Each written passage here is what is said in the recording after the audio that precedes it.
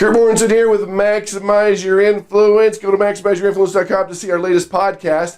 On this video, we're going to expand some of the things we talked about this week. We talked about meta programs. Now, what's a meta program? It's a function of our personality. This comes from the world of NLP or neuro-linguistic programming.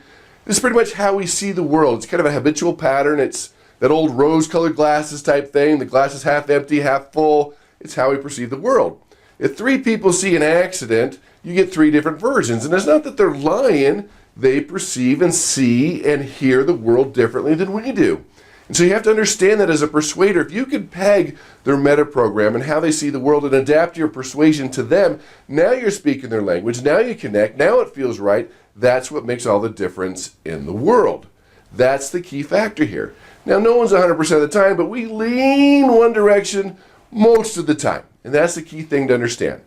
Now, one of the things I talked about on the podcast, I want to expand a little bit here, is how you're motivated.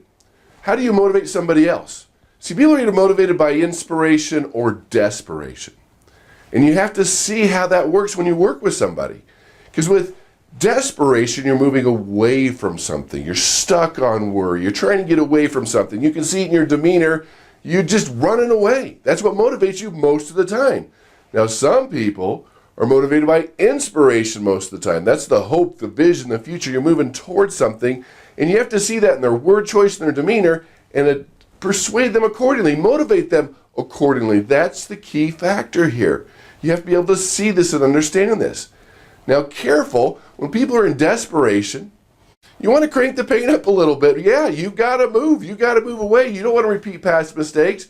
When people are inspiration, you want to stay there. The vision, the hope, the future, the excitement. We're moving towards something. Because if you try to use desperation or fear with someone that's an inspiration, it will backfire on you every time. But you have to see that people are motivated in different ways, have different meta programs. Now, the one I didn't talk about on the podcast is the meta program of amiable versus assertive. You have to understand with amiable people, it's relationship first, then the results. With assertive people, it's the results, then the relationship. And when they get together, they clash, and you have to see where they're at. Because assertive people, let's do this. It's about the business. It's about the results. Relationships, no, this is business. Amiable people, no, let's talk. Let's get to know each other. Then we'll work on the problem. Then we'll try to get the results. There's a big difference there. They do tend to clash, especially in negotiation, when the assertive is being assertive and aggressive, and this is all about winning, and the amiable person starts to cry, and then the assertive's like, there's no crying in negotiation. There's a clash there. But let me give you a few things to help you out. If you're meeting someone for the first time, and this can be face-to-face or over the phone, let's take face-to-face. You have a decision to make. Are they assertive or the amiable? And with that, you have to figure out, do you build trust or do you connect? And you let them take the lead on that one. This is what I mean. If you come to their office, they're like, how's your day going? How you been? Do you have a family? What are your favorite things? You are connecting. You are doing your people skills. But if they say, hey, what do you got for me? Can you solve my problem? How long has your company been in business? All right, let's get to the bottom line. You're building trust. You're building credibility. That is more of an assertive person.